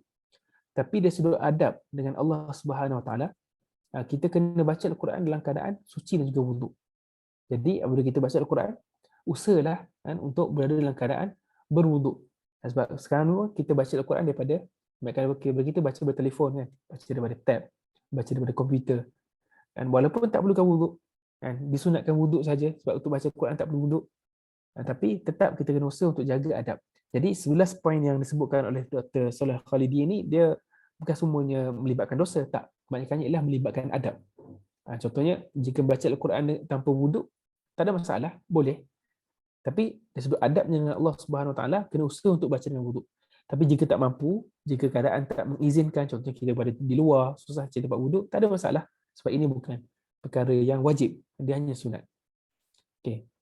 Yang keempat, kita baca Al-Quran dalam posisi duduk yang tidak sopan. Duduk, contohlah jika ada kan, tapi biasa tak berlaku, duduk dalam cangkung, ataupun duduk dalam keadaan yang apa-apa saja posisi lah yang mungkin tidak sopan. Itu tak boleh. Jadi bila kita baca Al-Quran, kita kena duduk dalam posisi yang sopan. Duduk di kursi ke, duduk bersila ke dan sebagainya, kena jaga cara kita duduk. Yang kelima ialah kita dengar baca Al-Quran tapi tidak berikan perhatian. Ini banyak berlaku sekarang. Yang mana Al-Quran dipasang di radio, dipasang di speaker dan sebagainya. Bahkan ada dipasang di kedai makan dan sebagainya, tapi suara yang berada di sekitar Al-Quran itu lebih kuat daripada Al-Quran. Mengganggu Al-Quran. Yang mana Al-Quran tak didengari. Hanya dijadikan sebagai, jika kita boleh sebut sebagai music background saja. Ini adalah satu kesilapan. Sebab apa? Sebab Allah perintahkan kita untuk dengar Al-Quran. Wa idza quri'a Al-Quran fastami'u lah. Dan apabila Al-Quran dibacakan, fastami'u lah. Dengarlah kepadanya. Jadi, untuk saya pribadi memang saya hanya akan pasang Al-Quran apabila saya nak dengar. Dan apabila saya dah tak dengar Al-Quran, barulah saya akan tutup. Jika saya nak berbual, nak bersembang, saya akan tutup bacaan Al-Quran tu. Sebab apa? Sebab kita diperintahkan untuk istimak. Dia ada beza antara istimak dan juga samak. Kan? Istimak ialah dengar dengan penuh perhatian. Dan Allah perintahkan kita, wa idza quri'a Al-Quran fastami'u lah. Bukan dengar yang masuk telinga kanan, keluar telinga kiri, tak. Al-Quran perlu dengar dengan perhatian. Jadi apabila kita pasang bacaan Al-Quran sebagainya, kita kena usaha untuk dengar dengan perhatian. Dan jika kita tak dengar, ataupun kita dah sibuk dengan perkara lain yang kita tak ada berkaitan dengan Al-Quran, sebaik-baiknya tutuplah. Supaya kita tidak mengabaikan hak Al-Quran. Itu yang kelima. Yang keenam ialah kita masuk ke tandas dengan membawa Al-Quran, dengan membawa mushaf Al-Quran. Ini pun tak boleh. Bahkan ada ulama yang mengatakan ia adalah haram. Itu baru masuk ke tandas mushaf Al-Quran. Yang ketujuh ialah kita letakkan Al-Quran di tempat yang tidak sesuai. Kita letakkan di lantai, kita letakkan di bawah kerusi, contohnya di bawah meja, tempat yang tidak sesuai. Ataupun kita letak di tempat yang berhabuk, menyebabkan Al-Quran tak dibaca. Itulah perbuatan yang tidak sesuai. Yang ke-8 ialah menggunakan ayat Al-Quran untuk menjadi tangkal. Ada yang tulis ayat Al-Quran, kemudian jadikan tangkal. Ini pun tak boleh. Ini pun cara yang tidak tepat dalam berinteraksi dengan Al-Quran. Yang ke-9, menafsirkan Al-Quran tanpa ilmu. Baca ayat, satu ayat, terus tafsirkan Al-Quran. Ini maksud Al-Quran. Tak boleh. Untuk tafsir Al-Quran, kita kena ada ilmu yang cukup untuk tafsir Al-Quran. Yang ke-berapa? Yang ke-10, kita reka-reka sesuatu dan sandarkan kepada Allah Subhanahu Wa Taala. Ada lebih kurang juga 6 poin nombor 9. Iaitu kita reka sesuatu sesuatu, bila kita kata ni Allah sebut dalam Quran, contoh. Ini juga kesilapan dalam berinteraksi dengan Al-Quran, yang mana yang ini lagi beratlah, sebab kita menipu atas nama Allah Subhanahu Wa Taala. Yang ke-11 adalah kita tafsirkan Al-Quran dengan kisah-kisah khurafat. Ada kisah-kisah khurafat yang terdengar dan kita tafsir Al-Quran dengan kisah-kisah tersebut. Jadi 11 perkara ini, kesilapan dalam berinteraksi dengan Al-Quran ini ada yang membawa kepada dosa, ada yang khilaf dengan adab, ada yang khilaf juga dengan perkara yang lebih utama. Jadi secara kesimpulannya, secara umumnya ialah kita kena cuba untuk jaga adab dengan Al-Quran secara umum. Baca Al-Quran dengan wuduk, kemudian kita duduk dalam keadaan sopan, berikan perhatian, letakkan Al-Quran di tempat yang sesuai, jangan jadikan Al-Quran sebagai tangkal dan sebagainya. Okey. InsyaAllah baki beberapa minit lagi. Okay, untuk yang terakhir malam ini, saya nak berkongsi beberapa kunci untuk kita berinteraksi dengan Al-Quran. Yang mana dalam kitab beliau, Dr. Salah Khalidi menyebutkan 27 buah kunci untuk berinteraksi dengan Al-Quran. Tapi saya pilih 4 saja untuk malam ini. Yang mana saya lihat 4 ini, yang mana kita boleh amalkan dalam kehidupan seharian kita, insyaAllah. Dan mana yang baki lagi, insyaAllah kita akan, jika ada kesempatan, kita kongsikan pada waktu yang lain, insyaAllah. Okay, beberapa kunci untuk berinteraksi Al-Quran. Yang pertama ialah kita kena ada pandangan yang menyeluruh terhadap Al-Quran. Itu yang pertama. Yang kedua ialah kita kena menghayati suasana ayat Al-Quran. Yang ketiga, kita kena jauhkan Al-Quran daripada riwayat Israiliyat. Yang keempat, kita kena masuk ke alam Al-Quran tanpa pegangan yang bercanggah. InsyaAllah saya akan huraikan dengan lebih mendalam, insyaAllah. Okay, jadi ada 4 kunci yang boleh kita faham dan juga amalkan dalam berinteraksi dengan Al-Quran. Okay, apa yang pertama? Okay, yang pertama ialah pandangan yang menyeluruh terhadap Al-Quran. Apa yang dimaksudkan dengan pandangan yang menyeluruh terhadap Al-Quran?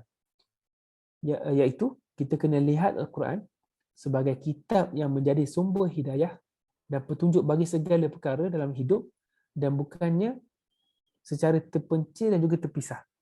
Okay, maksud dia macam mana? Kita kena lihat Al-Quran sebagai sebuah kitab yang mana Al-Quran ialah sumber bagi hidayah dan juga petunjuk bagi semua perkara dalam hidup. Dan kita tak lihat Al-Quran ni terpisah-pisah dan juga terpencil daripada tujuan dia yang asal. Okay, contohnya, sebahagian Al-Quran, sebagai pembaca Al-Quran, dia lihat Al-Quran dengan pandangan yang terpisah dan juga terpencil. Contohnya, ada orang yang lihat Al-Quran ni sebagai kitab penawar penyakit semata-mata. Bila sakit badan, bila sakit lutut, bila sakit kaki, bila sakit kepala, cari Al-Quran. Bila ada orang mati, cari Al-Quran. Jadi Al-Quran dilihat sebagai kitab untuk orang mati, satu, dan juga kitab untuk penyakit. Jadi ini adalah cara pandangan yang sempit terhadap Al-Quran. Dan pandangan ini adalah pandangan yang tidak tepat. Itu antara contohnya. Itu orang yang lihat Al-Quran sebagai kitab untuk orang yang mati, bila mati baru cari surah Yasin. Ataupun orang yang lihat Al-Quran sebagai kitab penawar penyakit. Ada sakit lutut, kita tanya ustaz, ayat apa yang baca untuk sakit lutut? Ada sakit kepala, ayat apa baca untuk sakit kepala? Nak mudahkan urusan, ayat apa? Jadi Al-Quran hanya menjadi sekadar itu saja untuk dirinya. Dia tak lihat Al-Quran sebagai kitab yang menyeluruh, yang menjadi sumber hidayah dan petunjuk untuk setiap perkara dalam hidup. Ada orang yang lihat Al-Quran ni sebagai kitab yang mengandungi kisah-kisah semata-mata. Ada orang yang dilihat Al-Quran ni mengandungi kisah-kisah umat terdahulu semata-mata. Jadi dia sibuk untuk tahu kisah itu, kisah ini, dan dia lupa terhadap perkara lain yang ada dalam Quran dari sudut hukum dan juga dari sudut akidah. Ada orang yang lihat Al-Quran ni kitab yang mengandungi keindahan bahasa semata-mata. Ini terutamanya untuk orang yang mengkaji bahasa. Dia cuma lihat Al-Quran ni keindahan dari sudut balaghah, keindahan dari sudut saraf, dari sudut nahwu, dari sudut aspek-aspek bahasa, tapi dia tidak lihat Al-Quran ni sebagai sumber hidayah dan juga petunjuk. Apa yang saya nak sebutkan di sini seterusnya ialah kata Syekh Salah Khalidi, kita tak nafikan bahawa dalam Al-Quran adanya penawar penyakit, adanya kita katakan kisah-kisah umat yang terdahulu, adanya ilmu-ilmu yang lain, adanya perkara-perkara yang lain, adanya berkenaan dengan keindahan bahasa, ada semua itu dalam Al-Quran. Tapi ada beza antara mengetahui kewujudan perkara-perkara ini dan menghadkan pandangan kita hanya pada perkara tersebut. Jadi ada beza antara kita tahu Al-Quran ni ialah penawar penyakit, beza dengan kita lihat Al-Quran ni hanya untuk penawar penyakit. Jadi yang silapnya ialah jika kita lihat Al-Quran ni hanya sebagai penawar penyakit. Tapi jika kita lihat Al-Quran secara keseluruhan, mana Al-Quran inilah sumber hidayah kita, sumber petunjuk kita, dan dalam Al-Quran itu ada penyembuhan terhadap penyakit, sama ada penyakit jiwa ataupun penyakit tubuh, itu tak ada masalah. Sebab itu memang ada dalam Quran. Yang jadi masalahnya ialah bila kita hadkan cara kita tengok Al-Quran tu hanya untuk aspek tertentu saja yang kita nak. Dia berbeza untuk orang. Ada orang yang macam saya sebutkan tadi, Quran ni jadi kitab penawar penyakit. Penyakit saja, bila ada penyakit cari Quran. Ada orang yang lihat dari sudut bahasa. Orang yang belajar bahasa gunakan Al-Quran untuk lihat keindahan bahasa. Tapi terhenti setakat itu saja. Itu cara pandang yang salah terhadap Al-Quran. Apa yang perlu kita buat menurut Dr. Salah Khalidi ialah kita kena lihat Al-Quran ni secara keseluruhan. Daripada awal sampai akhir, Al-Quran ialah semuanya untuk petunjuk. Semuanya sumber hidayah. Semuanya untuk kebaikan kita. Tidak ada perkara yang terpisah-pisah dalam Al-Quran. Dengan cara pandang ini, jika kita lihat Al-Quran dengan cara ini, kita akan nampak Al-Quran ini sebagai kitab yang sangat bermakna untuk kita. Sebab ialah sumber hidayah dan juga petunjuk untuk kita. Okay, itu yang pertama. Iaitu kita kena betulkan cara pandang kita. Kita kena lihat Al-Quran secara keseluruhan. Okay. Itu yang pertama. Yang kedua ialah kita kena menghayati suasana ayat Al-Quran. Apa yang dimaksudkan dengan menghayati suasana ayat Al-Quran? Di mana ayat Al-Quran ada yang diturunkan di Mekah, ada yang diturunkan di Madinah.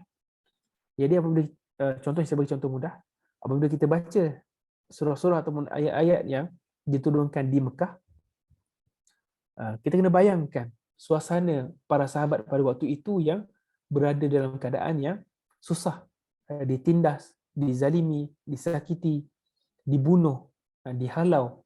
Jadi kita kena rasa suasana itu. Begitu juga jika ayat diturunkan di Madinah, yang mana cabaran mereka ketika berada di Madinah ialah kaum munafik dan juga Yahudi.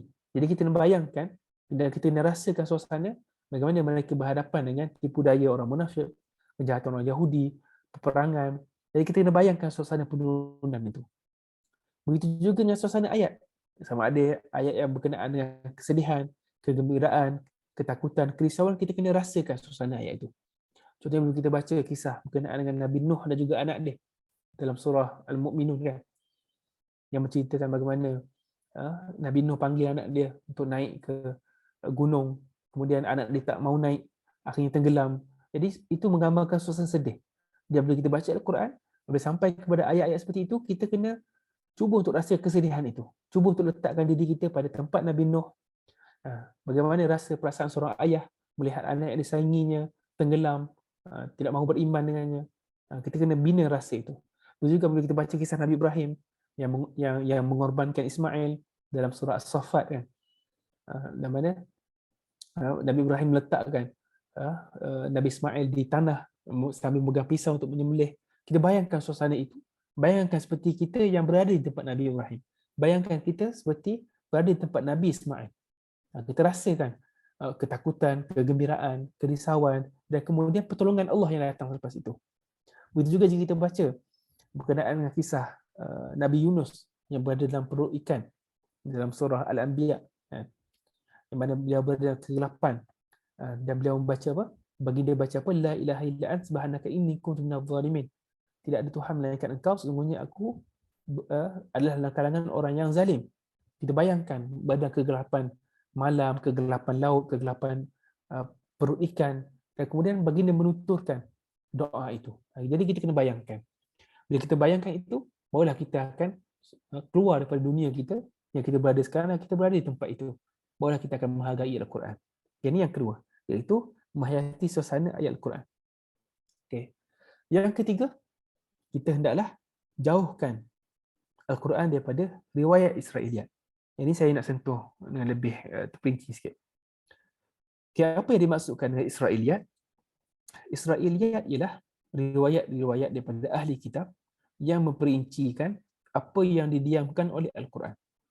Di mana dalam Al-Quran, terutamanya yang melibatkan hal-hal sejarah umat yang terdahulu, sama ada para anbiya ataupun orang yang saleh. Jadi riwayat Israiliyat, riwayat ahli kitab daripada Bible, daripada Taurat, digunakan untuk memperincikan segala perkara yang berkaitan dengan para nabi. Jadi apa yang perlu kita faham yang pertama sekali ialah Al-Quran bukan kitab sejarah yang memperincikan segala perkara. Itu penting. Al-Quran ini bukan kitab sejarah. Bukan kitab sejarah yang nak memperincikan seluruh kehidupan Nabi. Dekat mana Nabi Ibrahim lahir, dekat mana Nabi Adam turun, dekat mana Nabi Nuh hidup, dekat mana Nabi Musa berada dan sebagainya kan. Al-Quran bukan kitab sejarah. Itu yang pertama. Al-Quran ialah kitab ibrah, iaitu pengajaran. Jadi Al-Quran apabila dijadi kitab ibrah, iaitu kitab pengajaran, apa-apa saja kisah yang disebutkan oleh Al-Quran itu bertujuan untuk kita ambil pengajaran. Bukan untuk kita cari perincian yang tidak perlu untuk kita tahu. Okay. Jelas tak ni? Jadi apa yang Al-Quran diamkan yang berkaitan dengan kisah umat yang terdahulu ialah perkara yang tidak penting untuk kita tahu. Jadi dalam Quran ni ada perkara yang didiamkan, kan? Yang tidak diperincikan. Contohnya, yang masyarakat kita suka untuk cari.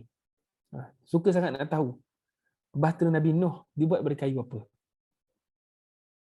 Perkara itu didiamkan oleh Quran. Sebab apa? Jika tahu sekalipun dibuat dari kayu apa manfaat kita dapat? Apa ibrah kita dapat? Adakah kita boleh cari kayu yang sama untuk buat bahtera? Tak. Sebab itulah Al-Quran diamkan perkara-perkara yang seperti itu. Supaya apa? Supaya kita tidak keluar daripada tujuan Al-Quran untuk memberikan pengajaran. Dan masalah dengan riwayat Israiliyat yang digunakan untuk memperincikan kisah-kisah Al-Quran, dia menyebabkan kita keluar daripada tujuan Al-Quran untuk pengajaran. Di akhirnya Al-Quran ni dah jadi macam novel. Jadi macam novel yang mana bukan Al-Quran lah, maksudnya riwayat-riwayat itu dah jadikan kisah-kisah seperti novel. Ada dialog-dialog yang kita tak tahu kesahihannya, ada perincian-perincian kisah kita tak tahu kesahihannya, dan banyak. Jika kita nak bagi contoh, kan, kita nak bagi contoh apa lagi yang biasa tersebar dalam masyarakat kita, Israiliyat yang biasanya tersebar, antaranya ialah berkenaan dengan warna anjing Ashabul Kahfi. Dulu di Facebook pernah viral berkenaan dengan warna anjing Ashabul Kahfi. Perkara tu tak disebut pun oleh Al-Quran. Anjing jenis apa pun tidak tahu. Sebab apa? Sebab tak penting. Sebab itu bukan tujuan kisah itu diceritakan. Tapi riwayat Israiliyat ini datang untuk perincikan apa jenis anjing itu, apa warna anjing itu. Warna anjing pun diperincikan. Sebab apa? Sebab perkara itu seronok orang kita tahu. Sedap. Nak terutamanya bila di kuliah maghrib dan sebagainya, kalau ada cerita-cerita macam tu seronok dengar. Sedangkan perkara itu tak penting untuk tahu. Apa manfaat kita dapat tahu? Kita dapat juga tahu bahawa warna anjing Ashabul Kahfi tu contohnya warna kelabu contohnya, atau warna coklat. Apa kita dapat? Tak dapat manfaat. Itu hanya menambahkan cerita saja. Begitu juga berkenaan dengan pokok yang Nabi Adam dan juga Hawa makan. Pokok apa mereka makan? Kita juga. Al-Quran tak perincikan. Al-Quran cuma sebut syajarah. Dan Al-Quran memang sengaja sebut syajarah, pokok. Sebab supaya kita tak sibuk untuk tahu. Tapi riwayat Israiliyat ni datang perincikan pokok apa. Begitu juga berkenaan dengan jenis kayu bahtera Nabi Nuh. Kayu apa guna? Ada kata kayu kokar, ada orang kata kayu ni. Akhirnya tujuan asal kisah itu untuk kita mengajaran hilang. Akhirnya yang beri ceramah tu akhirnya promote kayu kokar, bukan untuk perincikan kisah Nabi Nuh. Jadi itu yang masalah yang berlaku sekarang bila Al-Quran ni ditafsirkan riwayat Israiliyat. Begitu juga berkenaan dengan jenis burung yang dipotong oleh Nabi Ibrahim. Dalam surah Al-Baqarah kita baca yang mana Nabi Ibrahim potong 4 ekor burung dan letak di atas gunung. Ada riwayat yang memperincikan jenis burung tu. Apa manfaat yang kita tahu? Tak ada manfaat. Begitu juga ada yang bahaskan harga yang Nabi Yusuf dijual di Mesir sebagai hamba. Darahim ma'dudat dalam surah Yusuf, kita silap saya ayat tu, berapa dirham. Ada riwayat memperincikan berapa dirham pula, ada khilaf pula berapa dirham. Ada kata ada kata 3 dirham, ada kata macam-macam pendapat. Akhirnya tujuan asal kisah Nabi Yusuf itu untuk kita ambil pengajaran tak sampai. Kita sibuk dengan perkara-perkara yang tak penting. Jadi menurut Dr. Salah Khalidi, kita kena jauhkan Al-Quran ini daripada riwayat Israiliyat. Kita kena jauhkan Al-Quran. Sebab apa? Al-Quran ini bukan kitab sejarah. Kita hanya terima daripada Al-Quran dan juga As-Sunnah. Apa yang Al-Quran perincikan, itu kita terima. Apa yang Sunnah perincikan, itu yang kita terima. Jika kita tidak ada, kita kena tawakuf, kita kena berdiam diri. Kita tak tolak dan juga tak terima. Sebab itulah riwayat Israiliyat. Dan jadi kita kena fokus. Apabila tiba saja kisah-kisah berkenaan dengan para anbiya Al-Quran, kita kena fokus kepada pengajaran. Tak penting di mana tempat itu berlaku. Tidak penting nama-nama itu kita tahu. Jika diberitahu nama tak apa. Jika tak diberitahu nama, cukup yang kita terima. Contohnya dalam kisah Nabi Yusuf AS. Nama Zulaikha dalam kisah Nabi Yusuf itu riwayat Israiliyat. Al-Quran cuma sebut Imrah Al-Aziz, isteri Al-Aziz. Apa manfaat jika kita tahu nama dia Zulaikha atau tak? Tak ada manfaat. Sebab yang penting ialah watak dia itu, perangai dia itu, dan apa pengajaran dia. Contohlah, contoh riwayat Israiliyat. Yang mana Dr. Salah Khalidi pun memang tegas dalam bab riwayat Israiliyat ni. Waktu kisah Nabi Yusuf, beliau tak sebut nama Zulaikha tu, beliau sebut Imra'ah Al-Aziz, isteri Al-Aziz. Sebab itu saja yang Quran perincikan. Dan tidak ada riwayat daripada sunnah yang memperincikan. Jadi untuk berkenaan dengan kisah umat terdahulu, kita kena terima apa yang disebutkan oleh Quran dan apa yang disebutkan oleh sunnah yang sahih. Itu saja. Jika perkara itu penting, pasti Al-Quran akan ceritakan kepada kita. Jika Al-Quran diamkan, maknanya perkara itu tak penting untuk kita tahu. Okay, itu yang ketiga. Dan kata akhir yang keempat ialah kita kena masuk ke alam Al-Quran tanpa ada pegangan yang bercanggah. Maksudnya apa? Maksudnya kita ni sebagai manusia, sepanjang hidup kita akan kumpulkan pelbagai pengetahuan daripada pelbagai sumber. Kita banyak membaca. Kadang-kadang tuan-tuan juga puan-puan, kadang-kadang orang yang membaca juga. Ada yang berpendidikan mungkin di universiti sebelum ini, mungkin ada yang sampai ke master PhD. So kita ada background pendidikan. Yang mana kadang-kadang pengetahuan ini ada perkara yang mungkin tidak tepat dengan pengetahuan itu, yang bercanggah dengan Al-Quran. Di mana kadang-kadang kita belajar satu perkara yang mungkin ada keraguan, mungkin ada syubhah, dan kita tidak boleh bawa masuk syubhah itu, keraguan itu ke dalam Al-Quran. Kita kena pastikan bahawa apabila kita masuk ke dalam Al-Quran, kita kena tinggalkan apa sahaja pegangan yang bercanggah yang mungkin kita pegang ataupun yang mungkin kita tahu. Tak kisahlah apa saja. Yang mana kita kena masuk ke dalam dunia Al-Quran dan kita kena biarkan Al-Quran yang bentuk kita. Bukan kita yang bentukkan Al-Quran ikut kehendak dan kefahaman kita. Ini penting. Maksudnya kita masuk ke dalam dunia Al-Quran dalam keadaan kita bersedia untuk dibentukkan oleh Al-Quran. Bukan kita yang nak bentukkan ayat itu ikut kefahaman juga kehendak kita. Jadi, betapa ramai sekarang ni orang yang masuk ke dunia Al-Quran dengan pegangan dan juga akidah yang salah. Dan akhirnya dia keluar dengan natijah yang salah. Contohnya, dan kebetulan juga hari ini, khutbah contohnya di Selangor berkenaan LGBT kan. Mungkin ada tuan-tuan yang dengar. Ada setengah-setengah orang yang pro LGBT ni, mereka tengok ayat Quran berkenaan kisah Nabi Lut AS, dan mereka kata bahawa dalam Quran tidak ada pun bentuk-bentuk larangan terhadap LGBT. Yang mana mereka kata apa yang dilakukan oleh kaum Nabi Lut itu bukan kerana LGBT. Mereka diazabkan kerana LGBT, tapi kerana mereka menzahirkan LGBT. Maksudnya jika LGBT itu disembunyikan, tiap mengganggu orang lain, dibuat senyap, itu tak ada masalah. Itu kata mereka. Tapi jika kita lihat kepada Al-Quran, jika tengok balik ayat-ayat berkenaan dengan kisah Nabi Lut AS, kita takkan jumpa pun pendapat itu. Yang mana Nabi Lut tegur perbuatan mereka kenapa? Kerana mereka mendatangi lelaki. Bukan kerana mereka buat terbuka tertutup, tak. Kerana mereka mendatangi lelaki itulah satu perkara yang salah, dan akhirnya mereka diazab. Kita tengok bagaimana mereka yang golongan yang ada kecenderungan terhadap satu perkara, bila mereka masuk dalam Quran, mereka akan cari cara untuk benarkan perbuatan mereka. Jadi kunci yang terakhir saya nak kongsikan inilah kita kena masuk ke dalam Quran tanpa ada sebarang pegangan yang bercanggah. Apa sahaja pegangan yang kita pegang, tak kisahlah sudut akidah ke yang mungkin bercanggah, atau sudut kehidupan, sudut politik dan sebagainya, kita kena masuk Al-Quran dalam keadaan yang bersedia untuk dibentuk oleh Quran, bukan kita yang bentuk Al-Quran ikut kehendak dan kefahaman kita. Jika tidak, kita akan jumpalah perkara-perkara yang saya sebutkan tadi. Kan? Yang mana ada manusia yang sesuaikan Al-Quran dengan ideologi mereka. Itu salah. Sepatutnya, ideologi mereka yang dibentukkan oleh Al-Quran, bukan Al-Quran yang ikut ideologi mereka. Jadi, untuk kunci yang terakhir ni, saya kira kunci yang penting pada zaman sekarang. Ramai orang yang berbicara tentang Quran, Ramai orang yang nak masuk ke dalam dunia Al-Quran, tapi tidak bersedia untuk tinggalkan sisa-sisa runtuhan daripada pemikiran mereka, daripada kerosakan mereka. Yang mana akhirnya mereka masuk Al-Quran, bukan mereka yang berubah mengikut Al-Quran, tapi Al-Quran yang diubah mengikut mereka. Ini kita tak nak berlaku. Kita nak kita masuk Al-Quran, kita terima Al-Quran, dan kita berubahkan Al-Quran, bukan sebaliknya. Okay, dan yang terakhir, kita sampai pada penghujungnya insyaAllah.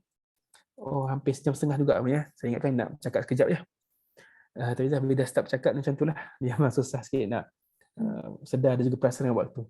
Okay, jadi sebagai kesimpulannya untuk kita semua, Dr. Salah Abdul Fattah Al-Khalidi rahimahullah sentiasa tekankan tentang 3 perkara, iaitu wirid kita untuk Al-Quran. Yang mana kata Syekh, setiap hari kita kena ada wirid tilawah, wirid tadabbur dan juga wirid hafazan. 3 wirid. Yang pertama untuk tilawah, setiap hari kita kena tilawah Al-Quran. Kalau ikut Syekh, jumlah yang paling minima untuk seorang Muslim baca setiap hari 1 juzuk. Itulah jumlah yang menurut Syekh lah jumlah yang paling sedikit, yang paling malas. Kata Syekh, setiap hari seorang Muslim dia kena cuba usaha untuk baca 1 juzuk sehari sehingga dia dapat khatam Quran setiap bulan. Itu kata Syekh. Itu antara wasiat Syekh. Yang kedua ialah kita kena ada wirid untuk tadabbur. Mungkin 2-3 ayat setiap hari yang kita baca, kita kena renungi maksudnya, kita kena fahami maksudnya dan kita kena amalkan. Yang ketiga ialah kita kena ada wirid hafazan, walaupun 1 ayat. Kita kena cuba untuk setiap hari hafal Al-Quran ataupun kita ulang balik hafalan Al-Quran yang kita ada. Jadi saya rasa setakat sahaja untuk hari ini. Saya ucapkan terima kasih kepada pihak Muntadah Tadabbur kerana menjemput saya pada malam ini. Dan saya mengucapkan terima kasih juga kepada tuan-tuan dan puan-puan yang bersama dengan saya pada malam ini, yang mengorbankan waktu rehat untuk memahami dan juga mendengar apa yang saya sampaikan. Semoga apa yang saya kongsikan ini bermanfaat untuk semua. Dan semoga Ramadan ini dapat kita sambut kali ini dengan interaksi dengan lebih baik terhadap Al-Quran insya-Allah. Sehingga kita keluar pada Ramadan dalam keadaan kita dibentuk dan juga diubah oleh Al-Quran. Insya-Allah. Jadi saya akhiri dengan wabillahi taufiq hidayah. Wassalamualaikum warahmatullahi wabarakatuh. Assalamualaikum warahmatullahi wabarakatuh. Jazakallah khairan Ustaz untuk penerangan tadi. Masya Allah, sangat-sangat bermakna ya apa yang Ustaz kongsikan tadi.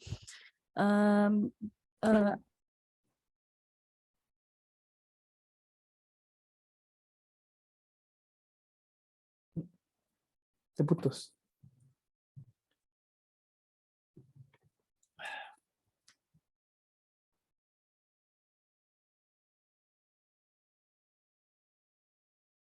Sorry ada gangguan sikit tadi. Alhamdulillah, jazakallah khairan Ustaz untuk perkongsian pada malam ini. Alhamdulillah, saya yakin semua para peserta dapat ambil banyak mutiara kata daripada pembentangan Ustaz tadi. Alhamdulillah. Di Facebook saya sangat-sangat bangga ramai juga yang menonton, sekitar 200 lebih walaupun sekarang dah pukul 11 lebih Alhamdulillah. Jazakumullah khairan. Dan mohon maaf lah saya ucapkan kepada semua peserta, kita tidak dapat nak buka soalan lah untuk pada malam ini. InsyaAllah kalau kita ada masa lagi untuk sesi dengan Ustaz, kita akan buka lagi insyaAllah, memandangkan dah 11.30 kan, 11.30 malam. Cuma ada satu benda yang saya nak kongsikan tentang buku terbaru Ustaz insyaAllah. Sekejap